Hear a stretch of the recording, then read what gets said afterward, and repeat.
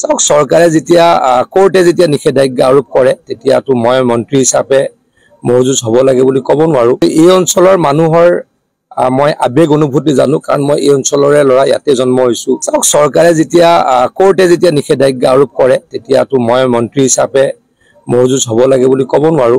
কিন্তু মানুহৰ আকাংক্ষাকো আমি শেষ কৰিব নোৱাৰো। মানুহে কেনেকে নিজে গ্ৰহণ কৰে সেইটো তেখেতলোকে গ্ৰহণ কৰিব। কিন্তু মন্ত্ৰী হিচাপে মই যিহেতু চৰকাৰে ডেফিনেটলি কৰা নাই, কোৰ্টে যিহেতু মহজুজ বন্ধ কৰিছে, মই অন্ততঃ মহজুজ হ'ব লাগে বুলি মই নকওঁ।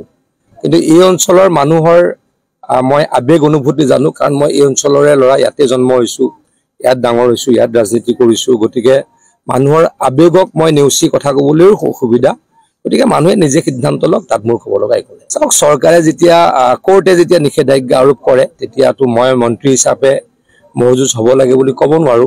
কিন্তু মানুহৰ আকাংক্ষাকো আমি শেষ কৰিব নোৱাৰো। মানুহে কেনেকে নিজে গ্ৰহণ কৰে সেইটো তেখেতলোকে গ্ৰহণ কৰিব। কিন্তু মন্ত্ৰী হিচাপে মই যিহেতু চৰকাৰে ডেফিনেটলি কৰা নাই, কোৰ্টে যিহেতু মহজুজ বন্ধ কৰিছে, মই অন্ততঃ মহজুজ হ'ব লাগে বুলি মই নকওঁ। কিন্তু এই অঞ্চলৰ মানুহৰ মই আবেগ অনুভূতি জানো, কাৰণ মই এই অঞ্চলৰে ল'ৰা, ইয়াতে জন্ম হৈছো, ইয়াত ডাঙৰ হৈছো, ইয়াত ৰাজনীতি কৰিছো। গতিকে মানুহৰ আবেগক মই নেওচি কথা ক'বলৈও অসুবিধা। গতিকে মানুহে নিজে সিদ্ধান্ত লওক, তাত মোৰ ক'ব লগা একো নাই। চাওক চৰকাৰে যেতিয়া কোৰ্টে যেতিয়া নিষেধাজ্ঞা আৰোপ কৰে তেতিয়াতো মই মন্ত্ৰী হিচাপে মহজুজ হ'ব লাগে বুলি ক'ব নোৱাৰো।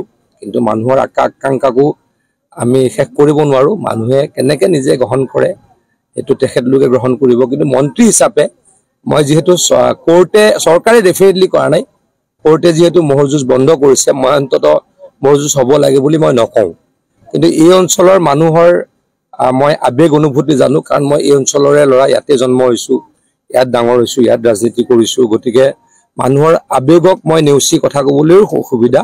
গতিকে মানুহে নিজে সিদ্ধান্ত লওক, তাত মোৰ ক'ব লগা একো নাই। চাওক চৰকাৰে যেতিয়া কোৰ্টে যেতিয়া নিষেধাজ্ঞা আৰোপ কৰে তেতিয়াতো মই মন্ত্ৰী হিচাপে মহজুজ হ'ব লাগে বুলি ক'ব নোৱাৰো।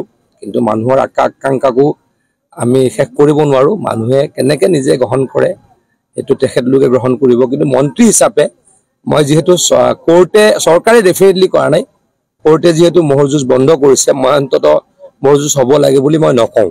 কিন্তু এই অঞ্চলৰ মানুহৰ মই আবেগ অনুভূতি জানো, কাৰণ মই এই অঞ্চলৰে ল'ৰা, ইয়াতে জন্ম হৈছো, ইয়াত ডাঙৰ হৈছো, ইয়াত ৰাজনীতি কৰিছো। গতিকে মানুহৰ আবেগক মই নেওচি কথা ক'বলৈও অসুবিধা।